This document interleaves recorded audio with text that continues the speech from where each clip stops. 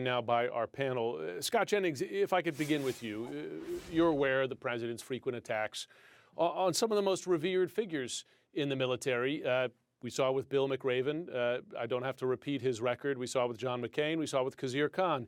General John Allen. We saw with Bob Mueller, of course, who was a decorated veteran in Vietnam, and the president attacks them. Why does the president go down this path so consistently?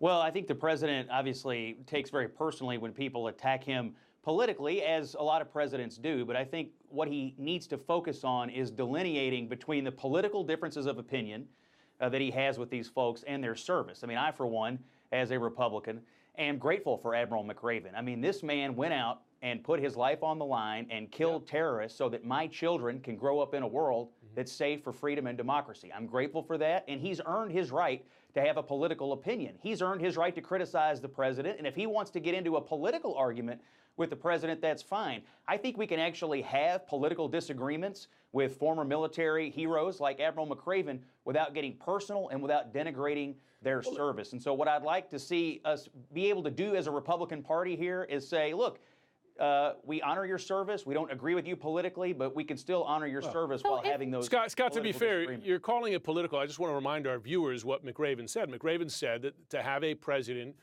call the media the enemy of the people, that is an attack on the Constitution and freedom of expression. I mean, he wasn't going after the president's personal politics. He was calling out the president for what he said was a statement contrary to American values. Mary Catherine Ham, I mean, is that a political criticism from a former member of the military?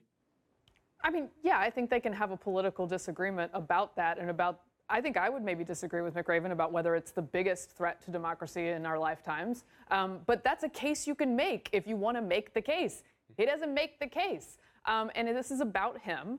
It's, as is always, about him. And Trump, as too many people in our body politic believe now, thinks that the only path to redemption is to agree with Trump, to vote for Trump, and to praise Trump. And so if you cross that line, he can't take into account all of the other good that you have done as a human or as a patriot, and that is very unfortunate. Even when you put your life on the line. Simone, sorry, I didn't mean to cut you off there. I know you wanted to No, you're good, Jim. Look, I think that a cornerstone of what makes America different, what makes us, I think, in many respects better, is that we have a peaceful transfer of power, when we have free and fair and open elections, and that we have the freedom of the press. And so the fact that the president is attacking that is a direct affront to our democracy. But I just like to remind folks that in the months leading up to Osama bin Laden being killed, President Trump, then citizen Trump, was trafficking in a racist birther conspiracy that resulted in former President Obama releasing his birth certificate in April of that same year before bin Laden was killed in that May. So look,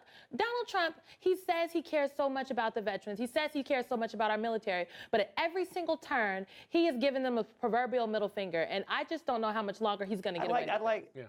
I'd like one thing on what Simone just said, Jim. I would just like to point out, though, he has not given them the middle finger on policy issues. I think that is a step too far, with all due respect, Simone. They have increased military spending. They gave the troops a raise. They've given them better equipment. They have restored, in many ways, the military from being in a shambles in some ways under the Obama year's budget. Well, so the military has always been the biggest budget, if we want to be frank.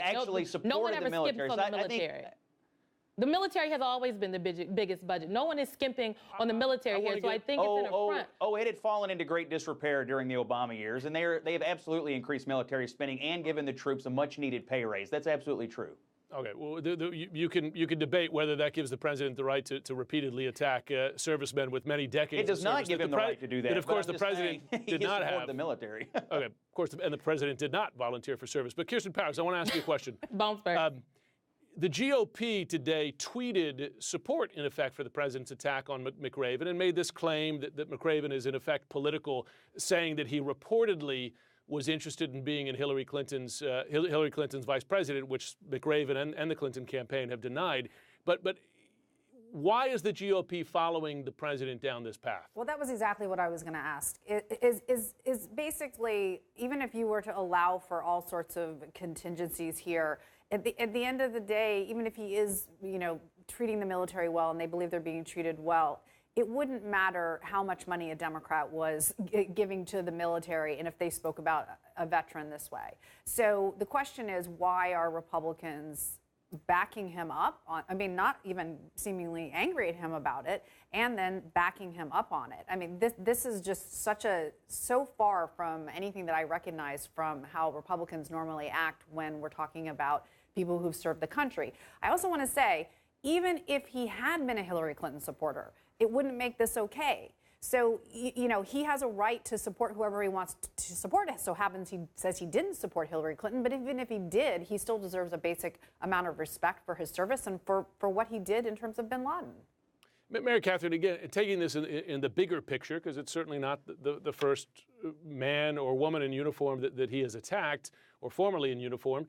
He did not go to the cemetery in France to honor the World War I soldiers on the 100th anniversary of the end of that bloody war. He did not go to Arlington National Cemetery on Veterans Day. I just wonder, from your perspective, is all this smart politics for this president? No. Going to the cemeteries, and I don't mean this in a flippant way, is like the easy move.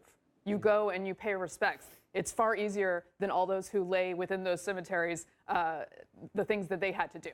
So I think you go and you do that, and it's not smart to not do that, and it's not terribly respectful to not do that. And when you have an easy way to do it, you make it happen. But like I said, I think as far as the GOP backing him up on this, we go down a bad road as a citizenry when we start thinking about bad veteran versus good veteran based on politics. And we should all be able to acknowledge and appreciate the sacrifices that they and their families have given us, and for our freedom and all the fighting and pain that they go through, without having to worry about that, while also acknowledging that we can have political disagreements. We can do that as a people. I believe in us. And particularly when you think in the last 15 years for the military, right? Multiple deployments to a degree that the military has not been asked to do in past wars, and I don't think that could be said enough. Listen, thanks to all of you. I know it's a difficult topic, and I appreciate, and we're going to have you back shortly.